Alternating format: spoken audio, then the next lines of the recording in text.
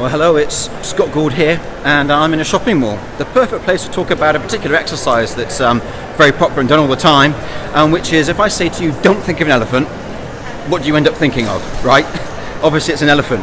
Now, the question that often goes with this is, well, did I make you think of the elephant? But I think the deeper question, actually is, did I have a right to invade your privacy in the first place to try and make you think of an elephant? And if I wasn't successful, did I have your permission to even try? And so what we're talking about here, of course, is this idea of persuasion and influence, right? And on one degree, there's nothing new about this. Communication is the art of getting across an idea that's in your mind and replicating in someone else's, and that requires some degree of persuasion or influence. But then if we scale it up, at what point does that begin to become manipulation, coercion, or control? Because today we've got a range of these influence tactics flying around, this psychology of influence. These are called tools or principles. Sometimes they're even called weapons, right? This idea of the weaponization of psychology and even physiology into something that we call neuromarketing, right? How can I begin to manipulate the chemicals in your brain to make you think something? And so we know that when a notification comes up on your phone, you get a dopamine hit. It's addictive. It's similar to crack cocaine, we're told. And so we've got a lot of interesting things that are going on around all of this. Now, as we said, this is nothing new. This is in the animal kingdom.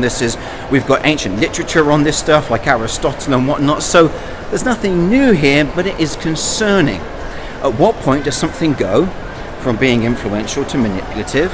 At what point does fake news become harmful to international politics? At what point does something that's engaging become enslaving?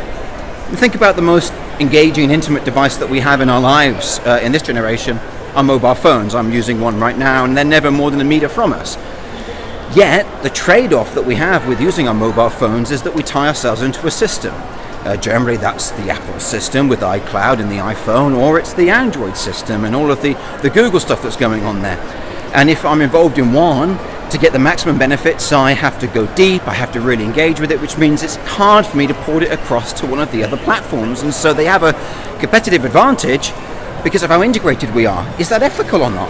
Now, one of the ways this is being addressed is the GDPR, right? The General Data Protection Regulation, which talks about data portability. It talks about the right to port your data across. It's similar to what's happened in the UK with banking, and this idea that you are allowed to switch your bank.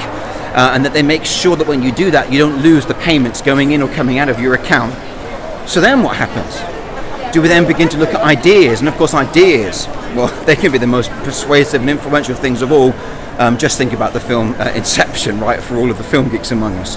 So there's some really interesting ideas here about engagement, what's good, what's bad, and what's just plain manipulative. And that's what I'll be talking about in Zagreb at DAMconf on the 16th of November. And I really hope to see you then. Cheers.